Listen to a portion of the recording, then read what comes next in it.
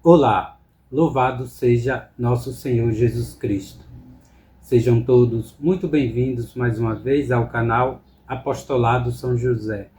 Eu me chamo Antônio Medino.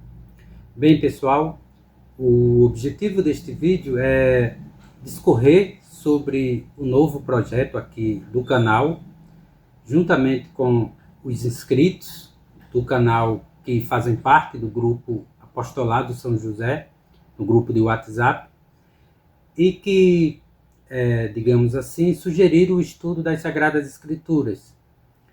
E eu gostei da sugestão, também já tinha isso em mente, e resolvi, digamos assim, propor de maneira assim mais organizada. E o objetivo deste vídeo é justamente sobre isso, falar sobre a leitura e estudos das Sagradas Escrituras e de documentos da Igreja, mais focalizando, digamos assim, tendo como o norte as Sagradas Escrituras. E os documentos que a gente for lendo da Igreja vai ser documentos que estejam correlacionados com os estudos das Sagradas Escrituras. A leitura e o estudo das Sagradas Escrituras. Ficou claro? Seja concílios, cartas encíclicas, tudo que tiver correlacionado às Sagradas Escrituras, a gente, seja de forma direta ou até mesmo indireta, a gente vai ler esses documentos na íntegra. E eu vou explicar por quê. E o objetivo, digamos assim, desse estudo, dessa leitura e estudo, é ler a Bíblia na íntegra. Ler e estudá-la, mas não de acordo com a nossa própria mente, de acordo com o nosso próprio entendimento, porque nós não somos protestantes, nós somos católicos e temos os legítimos pastores que, digamos assim, são os verdadeiros intérpretes, melhor dizendo, o Sagrado Magistério, de uma maneira mais, digamos assim, mais hierárquica, propriamente dita, católica, propriamente dita. Dito isso, quero adiantar que o vídeo vai ficar um pouco longo, peço paciência àqueles que estiverem assistindo, porque eu não vou falar um pouco sobre outras questões, e também vou dar exemplos aqui de certas questões propriamente ditas, mas envolvendo também as Sagradas Escrituras. E é isso, de antemão. Peço de paciência, que o vídeo penso que vai ficar um pouco longo, mas vai valer a pena. Bem, vamos dar início propriamente dito. No dia, deixa-me ver aqui, precisamente, deixa eu ver aqui, foi no dia 27, eu propus uma discussão no grupo de WhatsApp do canal para estabelecermos algumas questões próprias do estudo, da leitura e estudo das Sagradas Escrituras. Mas apenas eu e mais 2 senhores nos reunimos para tal tarefa. Os demais ou não leram ou tiveram outras atividades mais importantes, penso eu. E a gente estabeleceu aqui algumas, digamos assim, o itinerário e o método próprio que vai ser adotado nessa leitura e estudo, e que eu julgo ser bastante interessante. Não porque fomos apenas nós, mas porque eu penso que é um roteiro mais lógico, assim, um itinerário lógico para a gente estudar as Sagradas Escrituras. Vamos lá então. E o que foi estabelecido no dia 27 foi que, antes de adentrarmos propriamente na leitura das Sagradas Escrituras, porque a gente não vai ler e interpretar as Sagradas Escrituras diretamente nas Sagradas Escrituras, porque os protestantes afirmam, né?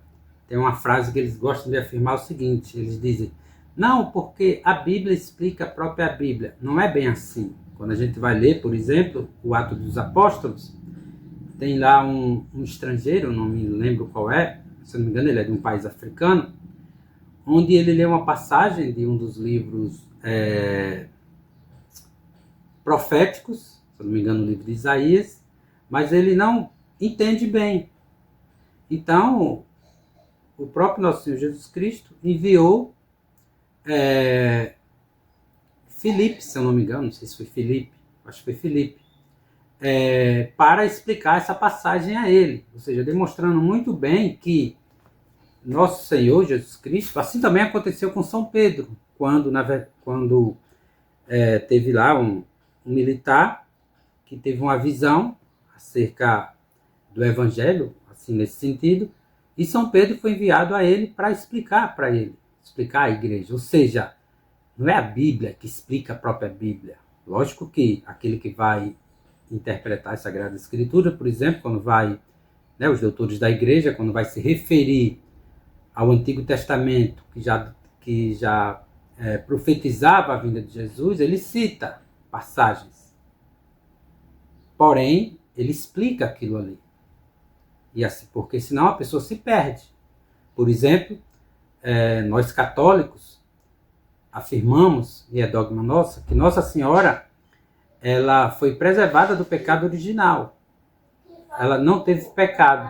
Só que, para os protestantes, isso não é possível, não acontece isso. Por quê? Porque eles não sabem interpretar as Sagradas Escrituras. Mas as Sagradas Escrituras, nesse sentido, tem várias passagens que podem levar a essa interpretação. Ficou bem claro? Por exemplo, tem a passagem que fala do Cordeiro Imaculado, que é Nosso Senhor Jesus Cristo, né? E como que um cordeiro é imaculado, ou seja, um cordeiro puro, se ele tiver vindo de algo impuro? Se Nossa Senhora fosse impura, tivesse pecado, a mancha do pecado, não seria um cordeiro imaculado, seria um cordeiro com mancha. E Nosso Senhor Jesus Cristo é a vítima perfeita, é o sacrifício perfeito, aceito por Deus Nosso Senhor. Ficou bem claro? Então, é impossível, até de maneira lógica, você pensar que algo puro pode vir do impuro. Isso é impossível nesse sentido.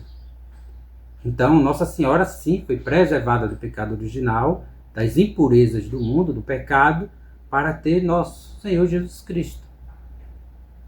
E assim sucessivamente. Não à toa que, quando o anjo se aproximou dela, para indagá-la acerca se ela aceitaria ser a mãe de Nosso Senhor Jesus Cristo, o anjo falou: ave cheia de graça. Ou seja, ela era toda cheia de graça. E nas Sagradas Escrituras inteiras, se a gente for observar, nenhum anjo cumprimentou alguém dessa forma. A única foi Nossa Senhora. Ou seja, tem todos os indícios ali para isso. Tem provas para isso. Mas eu não vou reter nisso, eu estou apenas citando exemplos. E como eu afirmei, né, a gente não vai partir propriamente das Sagradas Escrituras por esses motivos que eu falei de antemão. A gente vai partir do princípio que é o seguinte, da definição das Sagradas Escrituras. Vamos primeiro definir o que são as Sagradas Escrituras, através dos documentos da Igreja, através de livros que contenham o imprimato e também obras de santos e doutores da Igreja, que eu vou dar exemplo para vocês aqui depois. Inclusive, eu posso já dar agora que tipo de obras serão essas que a gente vai adotar. Primeira obra, assim, que eu julgo ser, digamos assim, uma obra mais central, que vai nos guiar nesse sentido, essa aqui, Introdução Geral ao Antigo e ao Novo Testamento. Introdução geral e especial ao Antigo Testamento, que é organizada pelo padre Antônio Charbel. São 3 volumes. Muito interessante essa obra. Essa edição aqui é da editora Realeza. Ela aqui não traz o imprimato nela, nessa edição, porém, a edição dela mesmo, a primeira edição, se eu não me engano, ela contém um imprimato e ela é anterior ao Concílio Vaticano II, que inclusive tem edição dela em PDF, que eu vou disponibilizar para nós estudarmos. Na verdade, já está disponível no grupo do Apostolado São José. Essa sim vai ser, digamos assim, nesses estudos anteriores, que precedem também, introdutório às Sagradas Escrituras, vai ser, digamos assim, a obra que vai guiar, de um modo geral. Por quê? Porque cita bastante os documentos da Igreja, por exemplo, quando vai fazer a definição das Sagradas Escrituras, utiliza documento precisamente do Concílio de Trento e outros documentos também dos outros concílios acerca de outros temas nesse sentido. Essa aqui vai ser, digamos assim, a obra que vai nos guiar, digamos assim.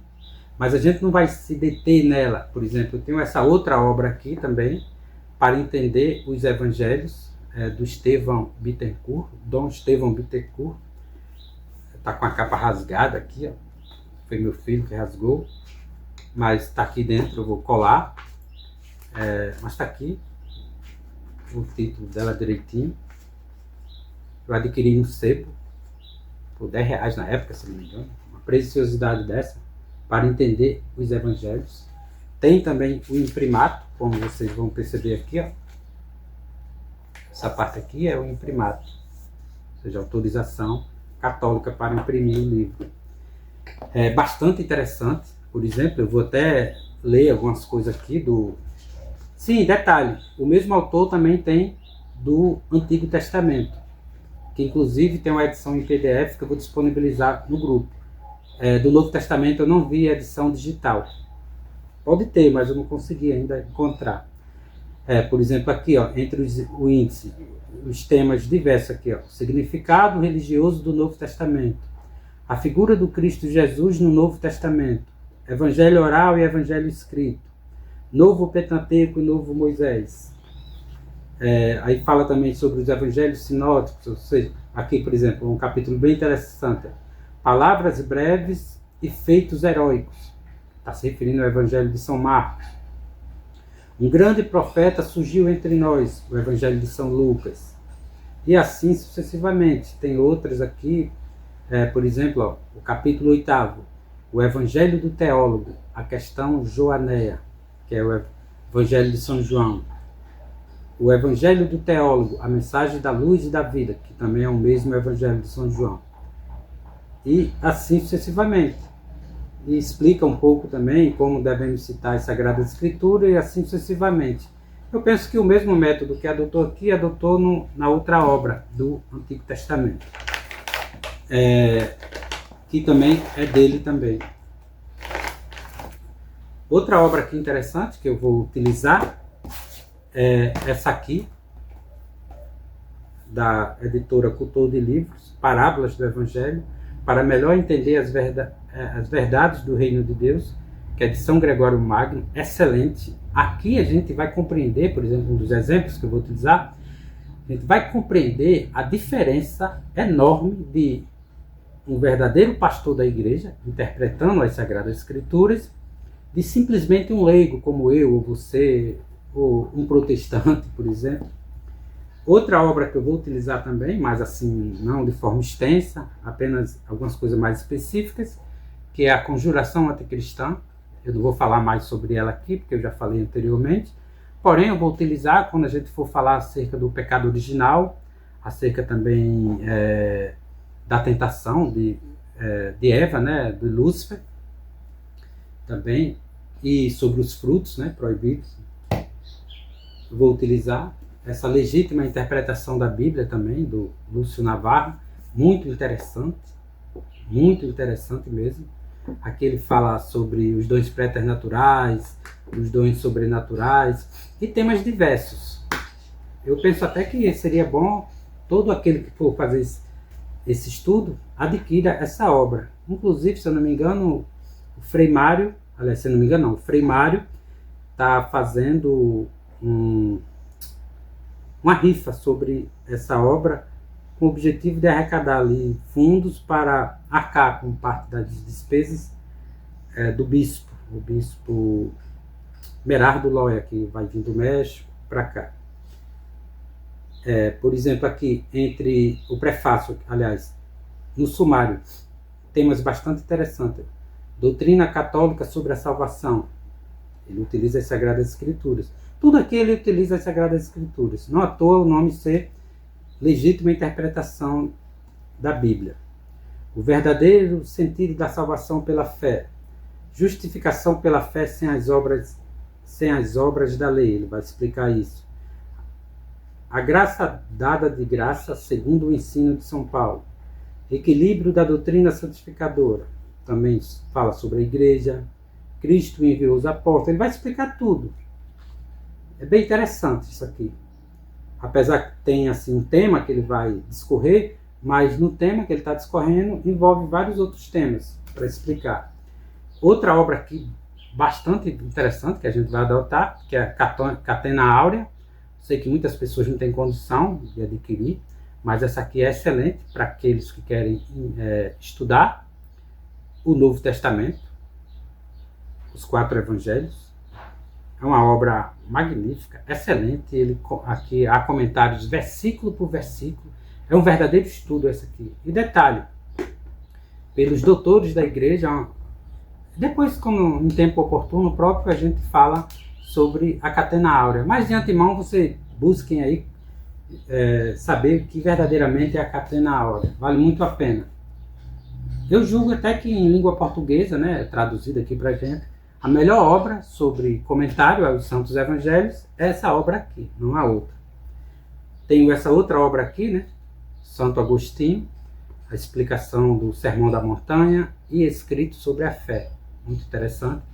Tem aqui sobre o Sermão da Montanha, é belíssimo, muito bela a explicação dele. Comentário ao Evangelho de São Mateus, está aqui, ó, São Jerônimo, muito interessante, muito boa até, explica de maneira bem densa. E São Jerônimo, né, digamos assim, autoridade das Sagradas Escrituras, né? Tem essa outra obra aqui que a gente vai adotar, A Controvérsia Católica, de São Francisco de Sales, muito boa aqui, a gente vai compreender as regras de fé, inclusive vai ser uma das etapas que a gente vai estudar. Ó, Santo Ambrósio, o Examerão, ou Hexamerão, acredito que é o Examerão, que ele vai discorrer sobre as obras dos 6 dias, ou seja, do Gênesis, uma obra muito interessante, prática, assim, envolve um pouco de paciência para lê-la, porque chega a ter, em certos momentos, ele chega a ser até poético, no sentido, e ele também utiliza muito de sabedoria popular para explicar certas coisas, muito interessante. Tem essa obra aqui também, que eu vou adotar, principalmente logo agora no início, que é a Doutrina Cristã, de Santo Agostinho, que inclusive a gente vai até utilizar, se não me engano tem até essa obra em PDF por aí, e a gente vai adotá-la principalmente no início. Essas obras aqui que eu acabei de citar são apenas exemplos, a gente vai utilizar outras, que nem essa aqui, por exemplo, os outros volumes, e vai ser bastante interessante. Pronto. Então a gente definiu o seguinte, primeira definição, eu também tenho ali impresso, né, os documentos do Concílio de Trento, que a gente vai adotar também, que lá é bem claro acerca das Sagradas Escrituras, acerca dos livros, quando a gente for adentrar propriamente dito. Então, dito isso, né, a primeira etapa que a gente vai estudar vai ser a definição das Sagradas Escrituras, com auxílio, lógico, desses livros. E uma coisa que eu esqueci, que é bastante importante, talvez seja a principal. Como a gente não vai fazer esse estudo, nessa leitura por conta própria, então quem vai estar nos auxiliando, enquanto autoridade da Santa Igreja, eu não vou dizer nem se o termo correto seria auxiliando, mas, digamos assim, nos conduzindo como autoridade da Santa Igreja, vai ser o reverendo Padre Frei Leão. Ele, inclusive, ele até aprovou essa nossa iniciativa e ele vai estar à frente, enquanto autoridade da Santa Igreja, nos corrigindo, nos exaltando e advertindo ou propondo uma forma mais correta. Ou seja, a gente não vai fazer por acaso, a gente não vai ler, estudar por acaso, por conta própria, criar curso. Aqui não vai se tratar de um curso, importante deixar bem claro, vai ser um estudo de acordo com o que a providência divina vai nos providenciando, nos conduzindo. Por quê? Porque existem cursos aí até, mas cursos modernistas, onde recorrem a documentos não autorizados, a iniciativa da própria mente do modernista, do teólogo modernista. E aqui não é o nosso objetivo. Toda a nossa obra vai ter aprovação pela Santa Igreja. Ficou bem claro? Toda ela. Não vai ter uma só. Se a gente utilizar uma obra, vai ser como uma obra de consulta, mas que mesmo sendo de consulta, ela seja verdadeira de acordo com os ensinamentos da Igreja. Esteja condizente. Ficou bem claro? Só nesse sentido.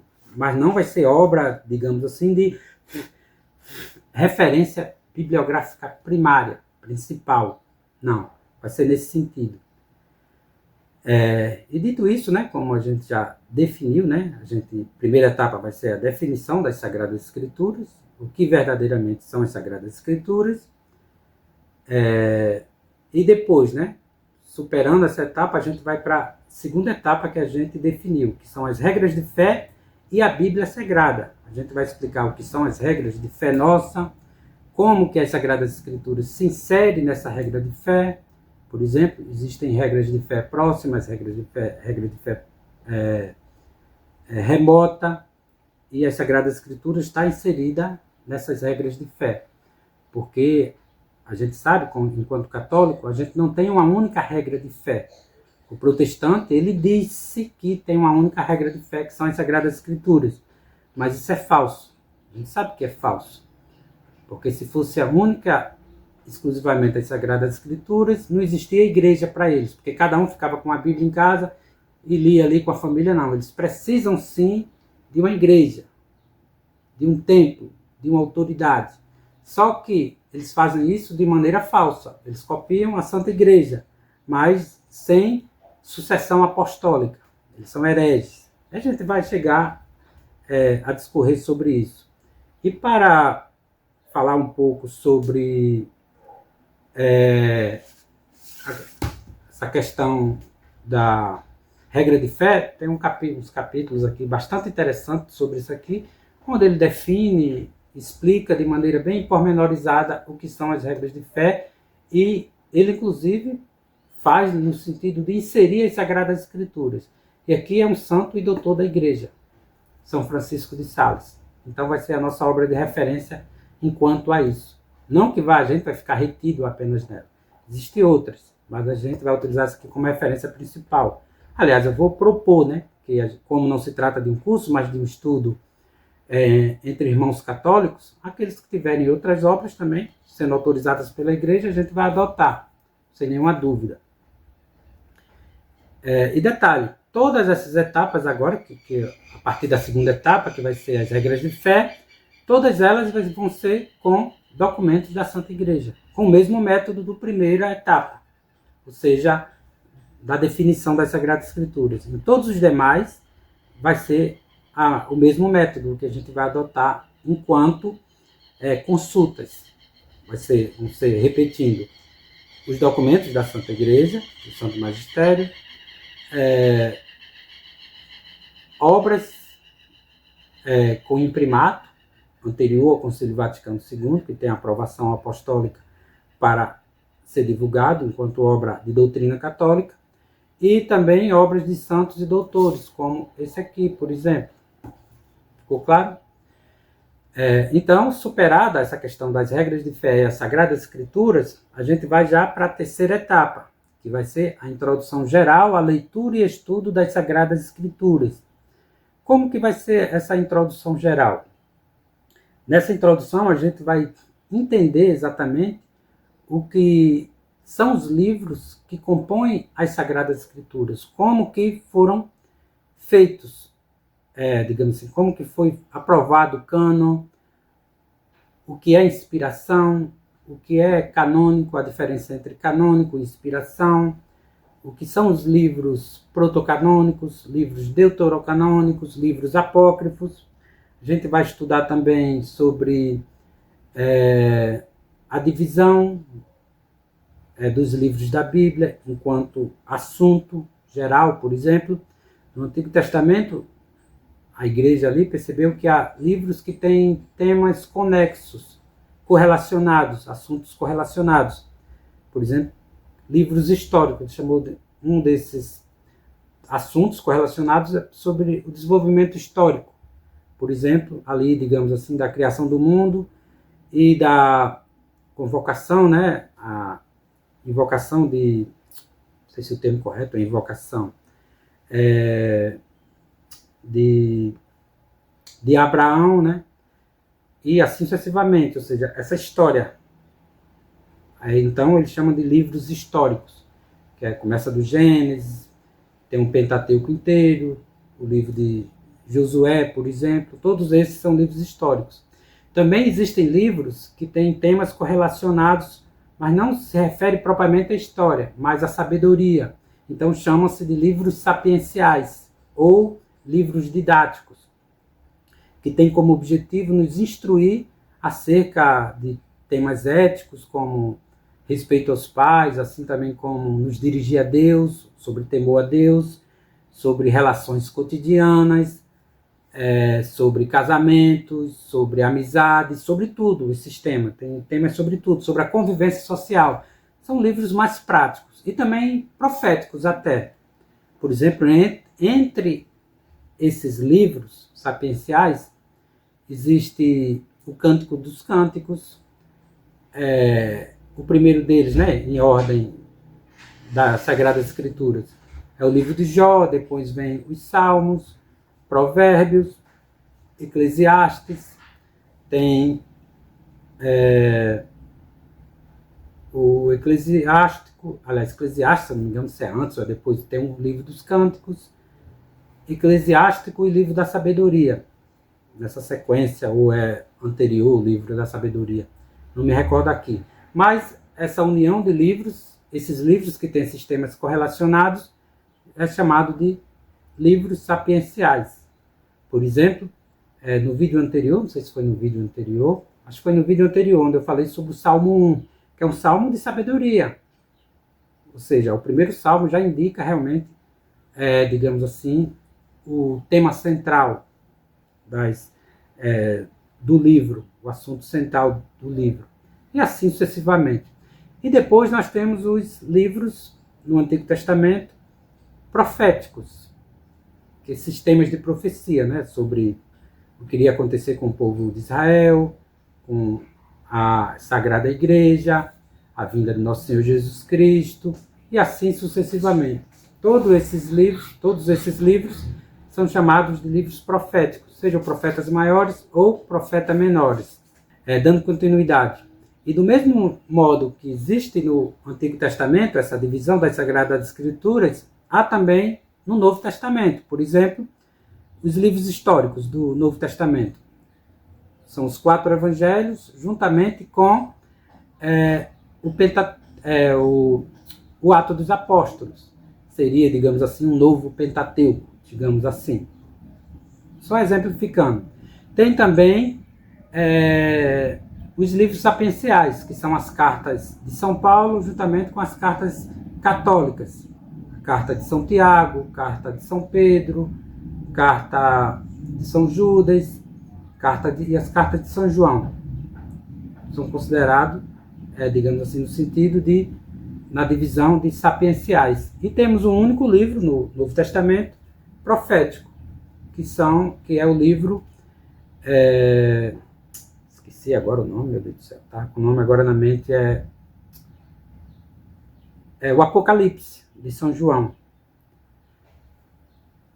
Nesse sentido. Aí a gente vai estudar isso, que vai ser a etapa que precede, propriamente dita, a leitura e estudo das Sagradas Escrituras, que é a etapa agora que eu vou falar, que eu vou discorrer para vocês. Nessa etapa, a gente vai adentrar propriamente na leitura e estudo das Sagradas Escrituras. De preferência, a gente vai adotar, depois, no decorrer, a gente vai explicar melhor, a tradução da Vulgata de São Jerônimo, que seja ela do padre Manuel Matos Soares ou do padre Antônio Pereira de Figueiredo. Eu, particularmente, como eu tive mais acesso, né, ao padre Antônio Pereira de Figueiredo, eu adoto ela. E questão de preferência também eu adoto devido a ter essa obra em PDF, que ela vem comentada. nos ajuda bastante.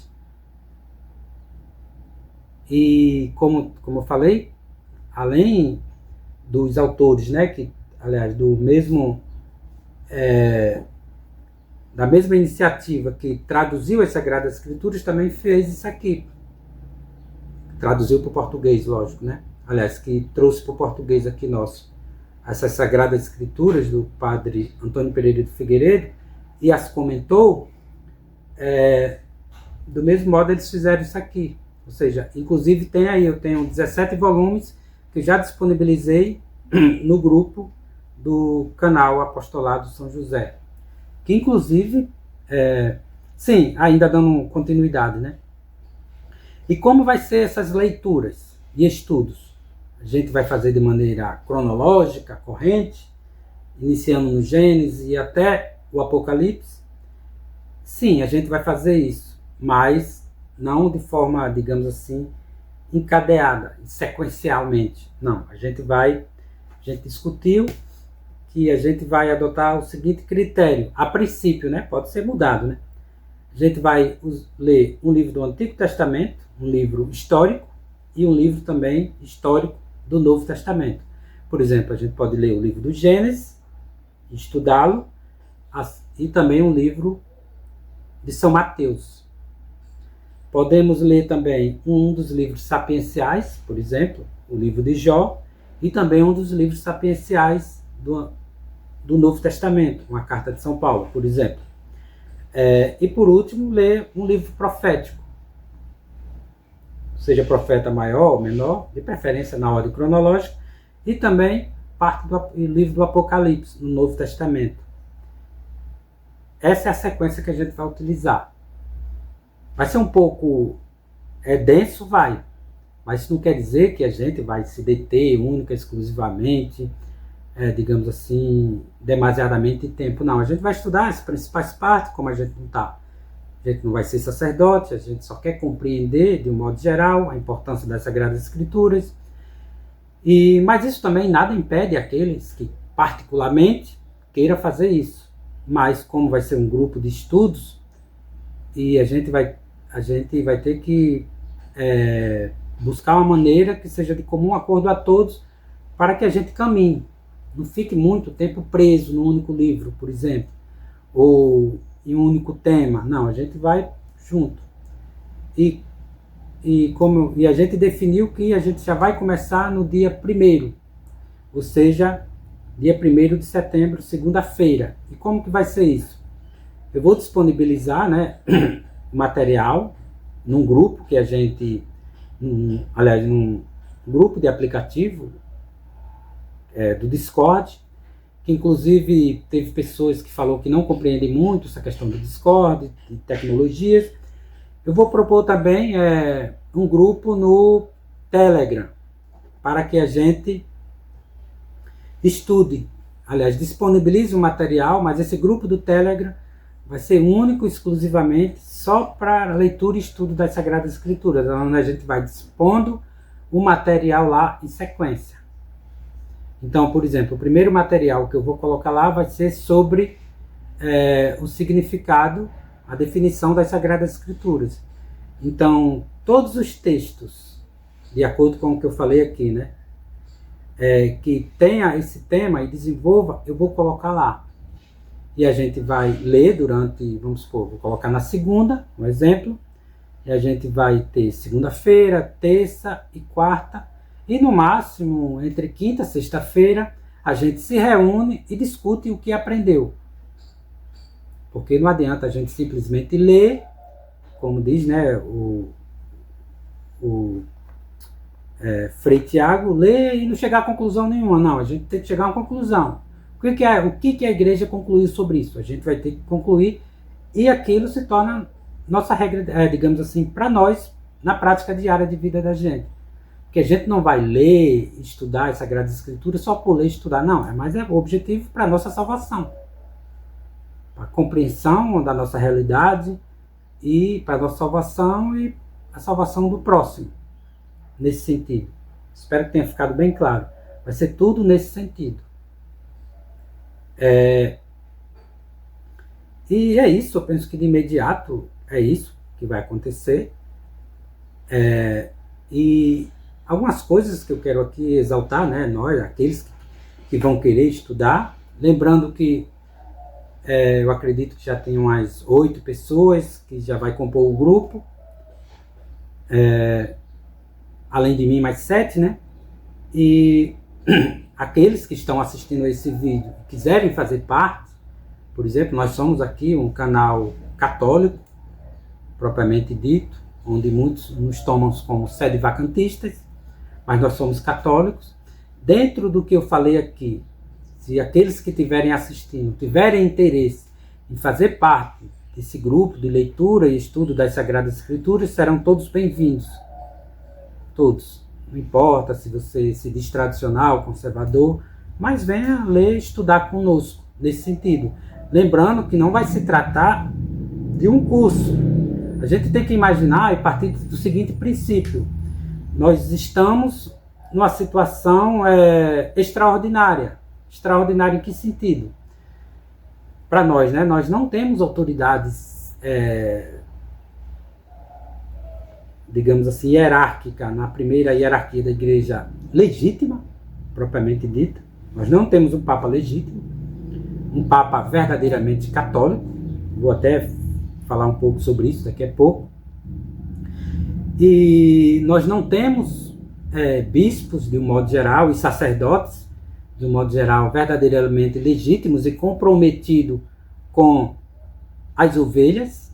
Nós temos pouquíssimo, por exemplo, é uma graça para a gente ter o Frei Leão aqui à frente disso, para nos orientar, uma graça muito grande mesmo, a gente tem que valorizar bastante isso, porque ele é uma autoridade legítima da Santa Igreja, é um verdadeiro sacerdote, a gente tem que valorizar e agradecer muito a Deus, sobretudo, né, essa graça, e a gente, como eu falei, a gente tem que partir desses princípios, e também a gente tem que partir do princípio que todo o Ocidente praticamente está apostatou. Nós não temos em nenhuma nação do mundo inteiro, nenhuma nação católica. Todas elas apostataram.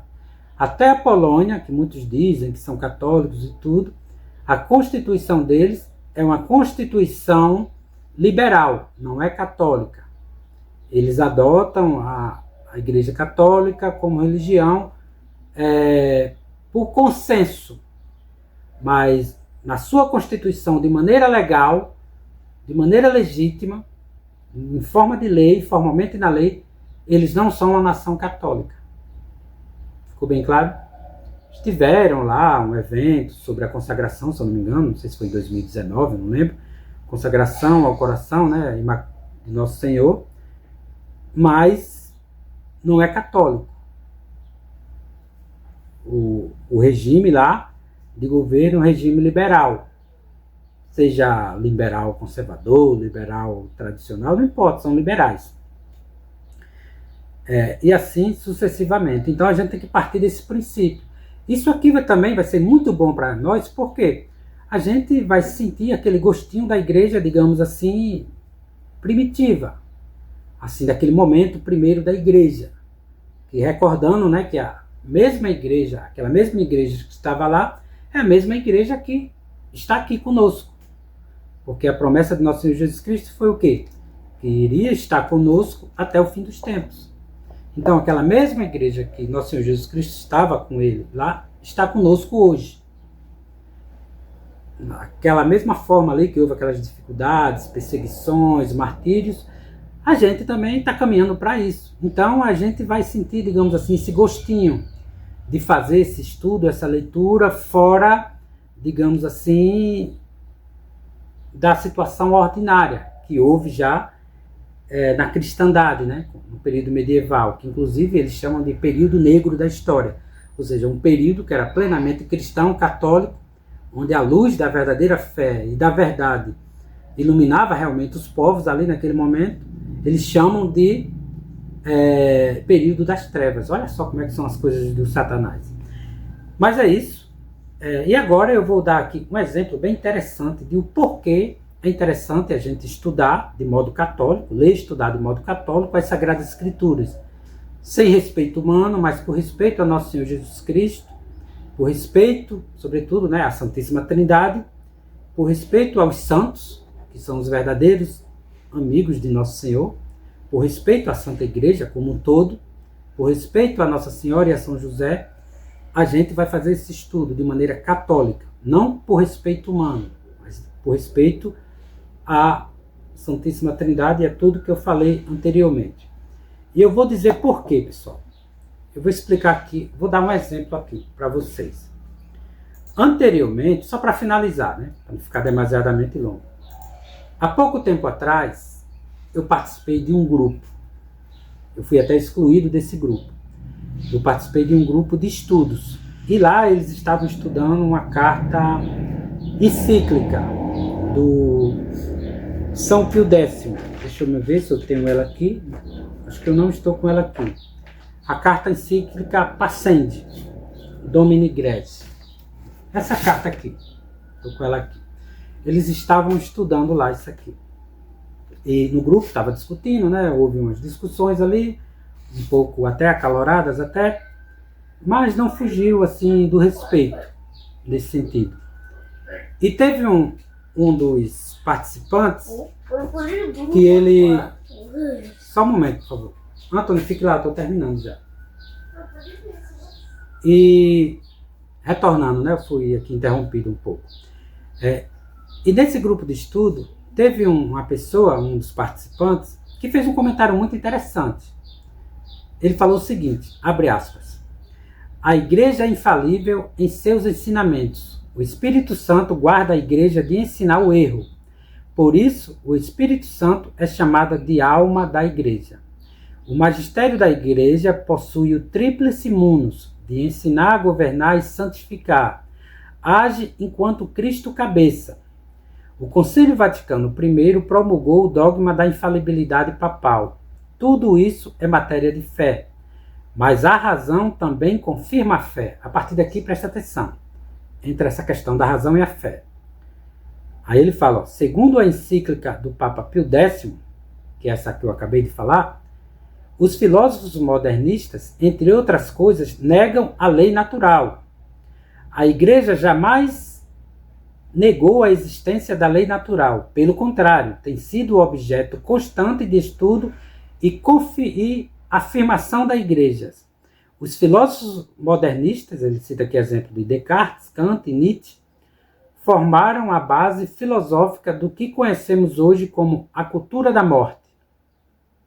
A Igreja sempre combateu a cultura da morte e é hoje o principal obstáculo para impedir o avanço dela, segundo os próprios propagadores da cultura da morte.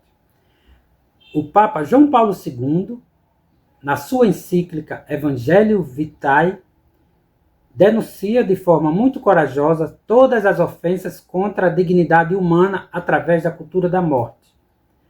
E ele finaliza com a seguinte frase. Aliás, não a seguinte frase, mas a seguinte oração, né? Falando no sentido gramatical. A Igreja jamais aderiu a tais pensadores e nem poderia, porque contrariam a lei natural e entre a fé e a razão não pode haver conflito, segundo a doutrina de Santo Tomás de Aquino. Presta atenção nessa finalização aqui. Ele diz o seguinte, a Igreja jamais aderiu a tais pensadores e nem poderia, porque contrariam a lei natural. E entre a fé e a razão não pode haver conflito. Olha só. Ou seja, ele fala. Aqui o tema central é essa questão da lei natural. Ele afirma que a Igreja afirma a lei natural e não a contradiz. A verdadeira Igreja. Daí, quando eu li isso, eu até concordei com a maior parte, exceto essa questão do Papa João Paulo II, porque ele fundamenta aqui, de acordo com ele mesmo, né? O seu argumento na dignidade humana e não nos princípios doutrinais da Santa Igreja, na revelação. Fora isso, o texto está razoável, bem interessante. E até concordo, porque condiz aqui com a Santa Igreja. Aí, né, quando eu acabei de ler, eu fiz a seguinte pergunta para ele. Inclusive, ele não me respondeu. Eu falei o seguinte, e o que você me diz do documento do Papa Francisco aprovando a bênção de pares do mesmo sexo? não é algo contra a lei natural? Eu perguntei. Ou seja, ele afirmou que a Santa Igreja nunca contradisse a lei natural. Nunca contrariou, pelo contrário, afirmou, porque não há divergência entre razão e fé. Mas daí eu vi que tem um documento desse Papa deles que faz justamente o contrário, nega a razão natural. E eu perguntei, não é contra a lei natural? Ele não me respondeu. Ficou bem claro? Deu para compreender por que é necessário estudar as Sagradas Escrituras, os princípios filosóficos para a gente compreendê-la, o que é razão natural, o que são os pecados contra a natureza, por exemplo. O que é o pecado contra a natureza no sentido sexual, por exemplo. Deu para compreender?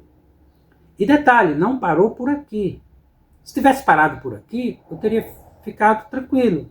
Porque realmente, né, um jovem, né, que falou isso e tal, e ele não quer assumir que se contradiz, que a gente não está diante de uma autoridade legítima, mas sim de uma falsa autoridade. Mas não ficou por isso, ficou pior. Quem respondeu no lugar dele foi um dos administradores do grupo, e que inclusive é um dos que conduzem o estudo, se eu não me engano, dessa carta encíclica. E ele tomou para si a pergunta e respondeu. Eu até estou aqui com os prints. Como eu fui excluído do grupo, eu printei porque é importante. Serve até como documento para mim, então.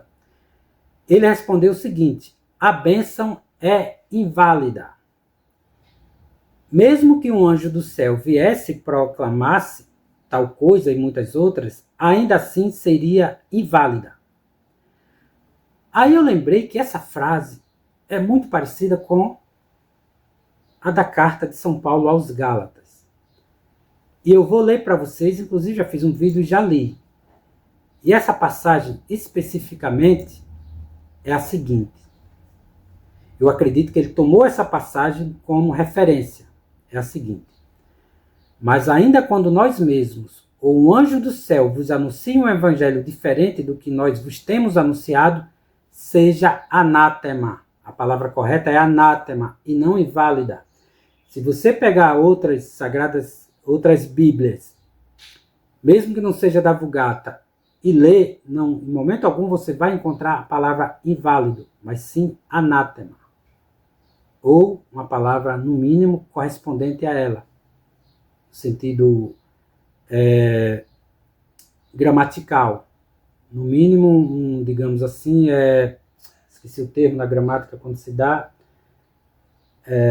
quando são duas palavras, às vezes diferentes, mas têm o mesmo significado.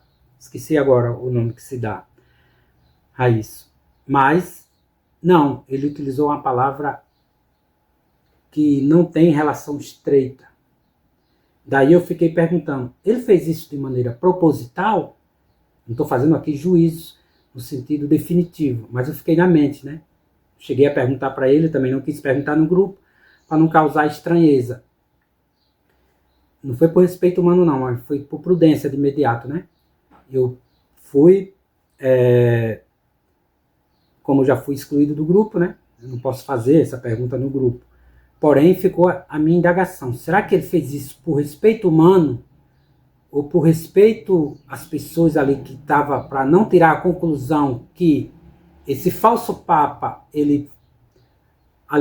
esse falso Papa Francisco, ele é anátema, porque ele pregou algo, ensinou algo diferente do que os apóstolos haviam anunciado, e que por isso é anátema, e a palavra anátema significa justamente isso aqui,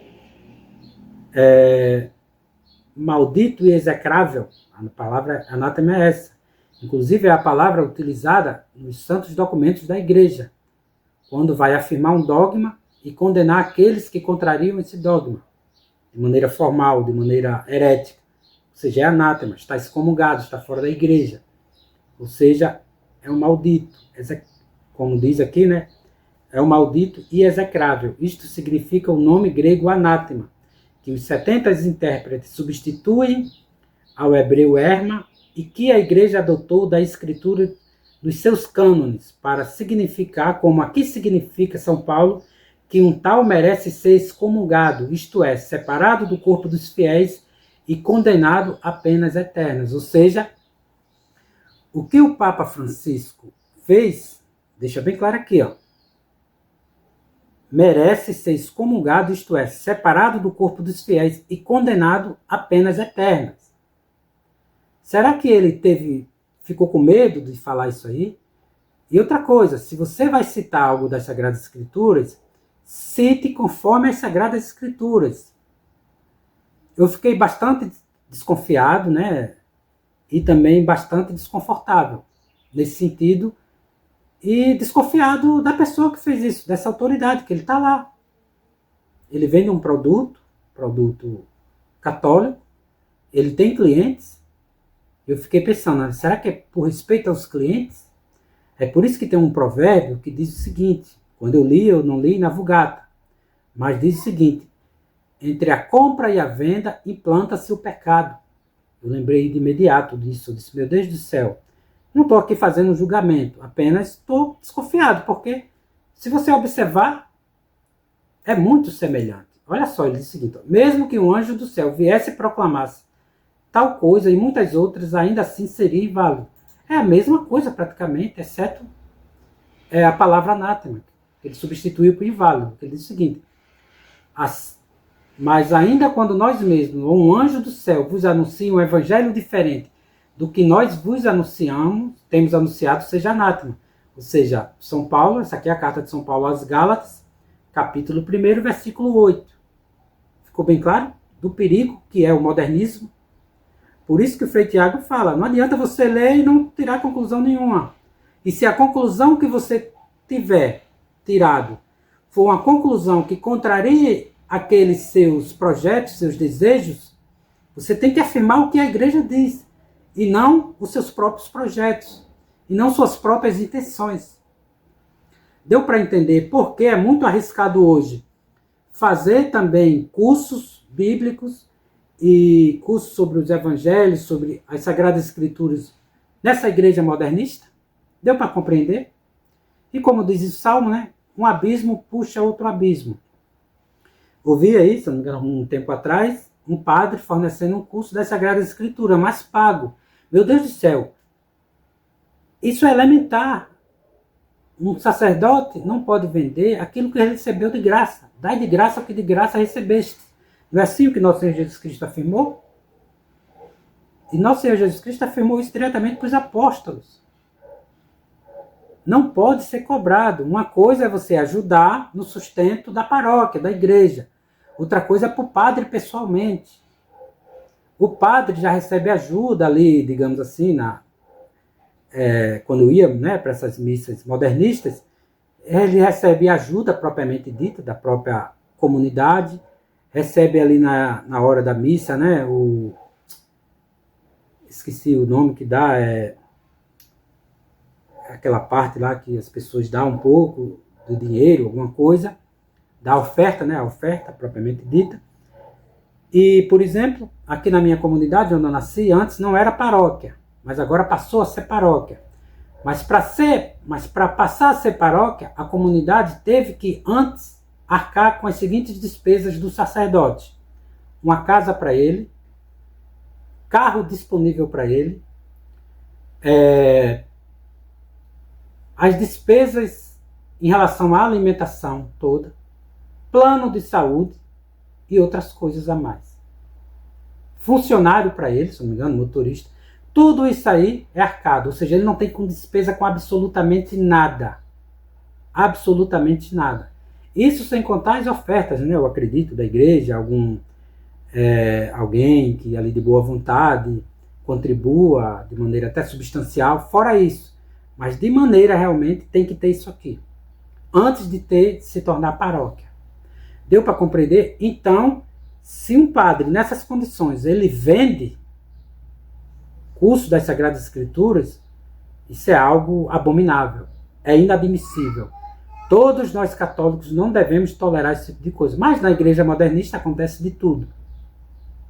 Inclusive foi nessa comunidade que eu me casei, numa capelinha, e que inclusive o pároco, que quando soube que foi no rito tridentino, ele praticamente ficou horrorizado. Ficou até questionando a pessoa que fez essa intermediação para ceder a igreja para o meu casamento. E até hoje tem ainda controvérsia em relação a isso. Ou seja, jamais, com certeza, vai ter ali missa tridentina. Graças a Deus eu consegui ir lá. Graças a Deus. Foi onde eu nasci, foi a igreja onde meus avós, eu acredito, foram batizados, e assim sucessivamente eu consegui. Inclusive a igreja tem lá na fronte dela, não sei se foi o ano que ela foi feita, em 1917, ou seja, o ano da aparição de Nossa Senhora, de Fátima, se não me engano. E é isso. Isso aqui é para vocês perceberem. Mas eu não vou ficar apenas preso a isso, não.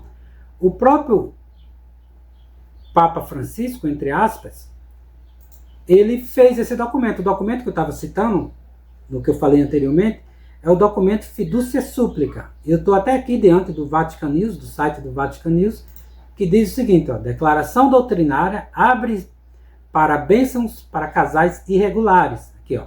Com a Fiducia Supplicans do Dicastério para a Doutrina da Fé, aprovada pelo Papa, no caso Papa Francisco na época, será possível abençoar casais formados por pessoas do mesmo sexo, mas fora de qualquer ritualização e intimação do matrimônio. A doutrina sobre o matrimônio não muda. A bênção não significa aprovação da união. Ou seja, você abençoa, mas não aprova. Você morde e assopra para dizer que não está doendo. Mas mordeu. Aí depois, né, vem aqui a explicação. E tem outra matéria aqui, que é mais atual. Essa que eu acabei de ler para vocês é de 2023. Tem uma que é de 2024. Olha só como que é a língua da serpente desse pessoal. Eles dizem uma coisa e dizem outra ao mesmo tempo. Aí nessa outra matéria, que é de 2000, deixa eu ver aqui. Não tem aqui o ano? Tem aqui. Em maio de 2024, essa que eu li para vocês é de dezembro de 2023. Essa de 2024 também toca nesse tema, que é o seguinte: o Papa, a igreja está aberta a todos, mas as uniões homossexuais não podem ser abençoadas. Isso foi um questionamento de uma jornalista, ou de um jornalista, sobre essa questão da Fiducia Súplica, que diz o seguinte: em conversa com a emissora estadunidense CBS, Francisco reitera o acolhimento da igreja para com todos, e esclarece alguns pontos das bênçãos autorizadas pela Fiducia Supplicans. Depois estigmatiza a barriga de aluguel, que se tornou um comércio, e também as ideologias que são sempre ruins. O pontífice relança o apelo aos países em guerra: parem e negociem. Aí fala sobre os imigrantes e tal, mas tem uma parte aqui bem interessante, que é sobre a questão da barriga de aluguel, o tema que tocou. Mas antes, o jornalista perguntou o seguinte: ainda sobre a homossexualidade, a jornalista recordou quando o Papa afirmou que a homossexualidade não é um crime. Francisco respondeu: não, é um fato humano. Ao mesmo tempo, o pontífice estigmatizou, ou seja, ele fala que é um fato humano, não é um crime. Não contradiz os princípios da Santa Igreja. Isso é falso, como a gente vai ver agora nas Sagradas Escrituras. Vamos ler aqui uma passagem específica. Deixa eu ver aqui.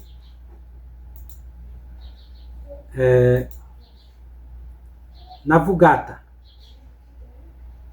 Latina, mais precisamente no Pentateuco, no livro dos Números, aliás, no Levítico, capítulo 20, versículo 13. Olha só, diz o seguinte: aquele que dormir com macho, abre aspas, aquele que dormir com macho, abusando dele como se fosse fêmea, morram ambos de morte, como quem cometeu um crime execrável. O seu sangue recaia sobre eles. Fecha aspas. Ou seja, no Antigo Testamento, isso aqui era crime. E continua sendo crime. Primeira carta de São Paulo aos Coríntios, capítulo 6, versículo 9 e 10, que diz o seguinte, abre aspas. Acaso não sabeis que os iníquos não hão de possuir o reino de Deus? Não vos enganeis, nem os crapulosos, nem os idólatras, nem os adúlteros, nem os efeminados, nem os sodomitas, nem os ladrões, nem os avarentos, nem os que se dão a bebedices, nem os maldizentes, nem os roubadores hão de possuir o reino de Deus. Fecha aspas. Deu para entender que essa questão sempre foi condenada pela igreja? Sempre foi condenado por Deus? Ou seja, essa questão de ser efeminado, de sodomia. Inclusive, Sodoma e Gomorra não foi queimado, destruído justamente por essas questões? Então, ele está contradizendo aquilo que diz os santos apóstolos. Deu para entender, eu acredito que dá para entender por que o administrador do grupo não utilizou a palavra anátema. E deu para compreender por que nesse mundo modernista a gente não deve confiar? Ficou bem claro? Isso é apenas um exemplo que eu quero deixar bem claro para vocês aqui, da importância dessa nossa leitura e estudo das Sagradas Escrituras. Aqui não vai ser feito por interesse financeiro, por respeito humano, mas por respeito, amor à Santíssima Trindade, aos santos, aos doutores da igreja, aos santos mártires, porque todo esse legado cristão que a gente tem hoje é também por meio deles que a gente tem. Ficou bem claro? É isso. Espero que tenham gostado. Peço perdão pelo vídeo ficar um pouco longo, mas, digamos assim, é um livro, quer dizer, é um vídeo introdutório a esse estudo. É isso, pessoal. Agradeço a todos que assistiram ao vídeo até agora. Ficou realmente um pouco longo, mas vale a pena vocês assistirem. Lembrando que nosso objetivo aqui é conhecer, amar e servir a Deus, e tudo para a glória de Deus e o bem das almas. E até a próxima.